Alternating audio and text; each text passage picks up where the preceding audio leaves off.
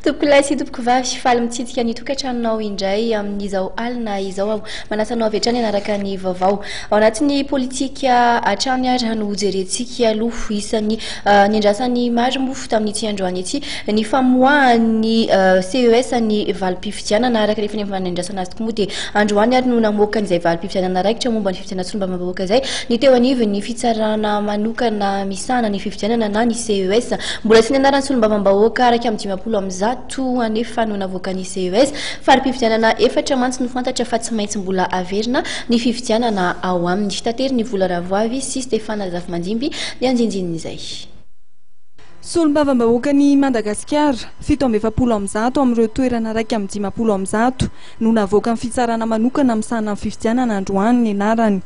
Raha ny vokatra navoaka ny CES dia ny Mapara no manana ny solombavam-bahoaka maro anisa ao amin'ny antenimieram-pirenena arahiny tsy miankina. Ankoatra ny tsy miankina dia ny atoko sy ny vondrona politika 12 no manana député. Toy izao manaraka izao ny toerana azon'izy ireo tsiraray.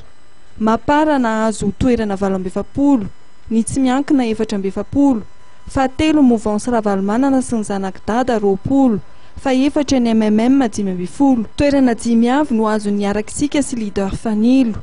2 avy ny toerana avy amin'ny Antoko Maintso sy ny Sambo Fiaran'ny Noa. Toerana iray avy ao amin'ny antenimieram-pirenena no azon'ny MDM, PSD, FFF, MTS ary ny Lezas. Taorian'ny fandinian'ny CES ny fitarainana 700 voarainy dia kandida avy amin'ny tsy miankina roa ny voailika tamin'ny fifidianana solombavam-bahoaka izay nitotsaina ny 20 Desambra lasa teo dia Jona Parfait, kandida ao Befandriana Avaratra ary Papa Soule, kandida ao Antsiranana voalohany. Birao fandatsambato 70 ny foanana ary farim-pifidianana efatra no averina amin'ny fifidianana. Lazaina fahita ny fehipetra sy azahoana milatsaka ho fidiana any Andriamatoa Papa Soule ao amin'ny distrika Antsiranana voalohany.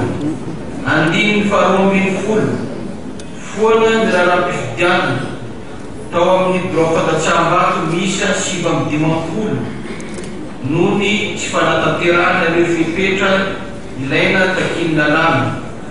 Foana ny raharaham-pifidianana tamin'ny birao fandatsambato misa 5 noho ny tsy fisiany antota-taratasy mpifidianana.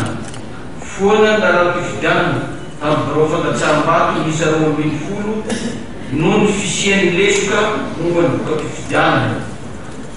Andininy fahatelo ambin'ny folo foana ny raharaham-pifidianana tao amin'ny farim-pifidianana Ambanja, Betsirodina, Marivoay ary Sainte-Marie.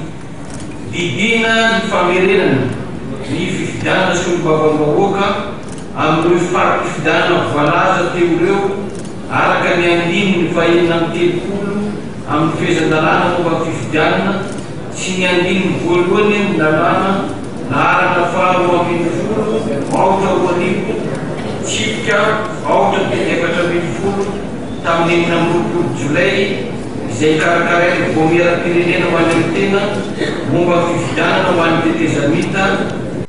Notsipian'ny filohan'ny CES atao anatin'ny lahateniny nandritra ny lanonana famoahana ny valim-pifidianana solombavam-bahoaka androany fa tsy azo idivirana amin'ny faneken'ny sehatra iraisam-pirenena. Midika fijoroan'ny androm-panjakana ny fivoahan'ny voka-pifidianana solombavam-bahoaka.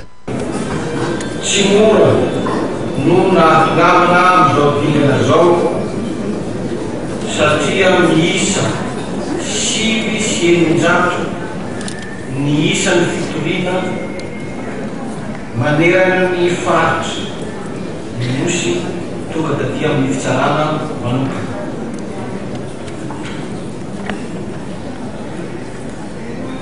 Tsapanareo sy hainareo teo fa tsy ny sarasara mihitsy ny fitsarana manokana misarana fifidianana nampiatra marindrano ny lalàna velona ka izany tena atao tamin'ny fomba mangarahara tsy nasiana fiangarana na fijerena favanolona. Tao anatin'ny lahateniny dia tsy adinon'ny filohan'ny CES ihany koa ny nisaotra ny tandro filaminana tamin'ny fiahinan'ny filaminana nandritra fifidianana ary mivondrona iraisam-pirenena tamin'ny fanohanana ara-teknika sarabola na ahafahana nanatotosan'ny fifidianana izay nataony taona 2013.